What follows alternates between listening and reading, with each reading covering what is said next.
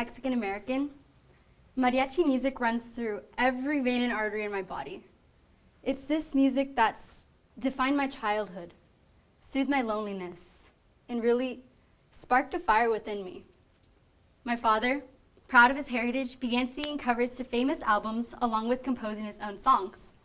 And every so often, he'd perform on stages. Very specifically, the Fiesta Ranchera, a yearly event put on by our local church. I remember being 5 years old, watching my dad sing his heart out on the stage, anxiously waiting for him to wave me over. When he finally did, I'd run onto that stage, ready to sing Cielito Lindo, a traditional Mexican song very near and dear to my family. To me, the small crowd and unprofessional lighting seemed huge. I felt like a celebrity, ready to perform my hit single to a crowd of cheering fans. It may have in reality not been what my 5-year-old mind made it out to be, but that didn't make it any less special. To this day, I reminisce about those feelings of joy I once felt when I was on that stage. I was fearless, passionate, courageous. I felt on top of the world. From a young age, it was engraved in me to face my peers with confidence. My parents' mentality, you'll be fine. Whether I was making me order by myself for my whole entire family at a restaurant, or me jumping into my dad's arms at the deep end of the pool without knowing how to swim, the goal was for me to learn that things really aren't so bad once you try.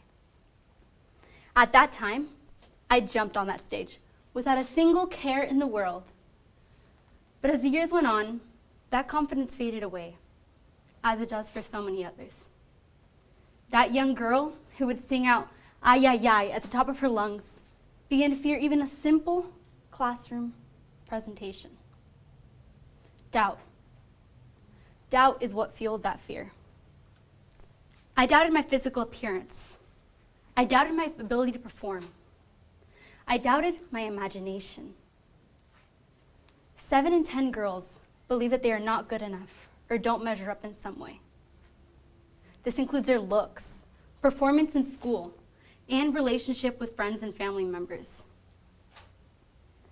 It wasn't just me talking myself down in the mirror or not wanting to speak in front of crowds.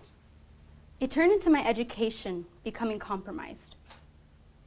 My grades slowly declined, and honestly, I didn't care. Not because they weren't important, but because I was too busy worrying about how I would look and sound presenting To Kill a Mockingbird, rather than worrying about the actual content of my presentation. What happened to that little girl who thought everything was colorful, bright, and simple?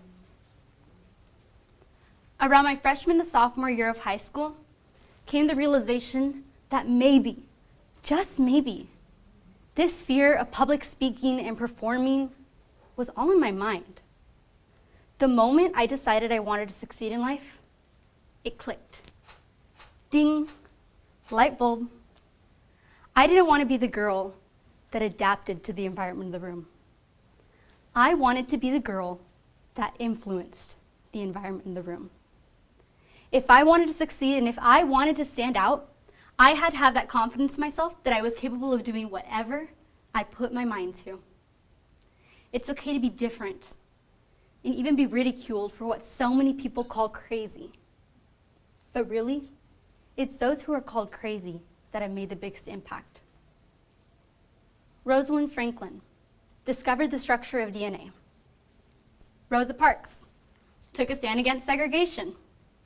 Malala Yousafzai fought for female education in her war-stricken country. If all of those women could do all of those things in their circumstances, what could I do? Crazy was probably the least of what these women were called.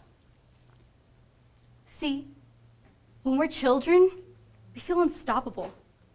We have the courage to imagine that we can do literally whatever we want. As a kid, oh man, I wanted to be a doctor, an architect, a businesswoman, and a Disney princess. That one might be a little bit out of far reach. Or is it? When we're children, we focus on the now rather than the future. Those special moments of performing with my father have impacted me today in my life. I take every opportunity I have and I jump at it, especially if I can help others. Amidst this pandemic, I've done everything I can to continue to make a difference in other people's lives.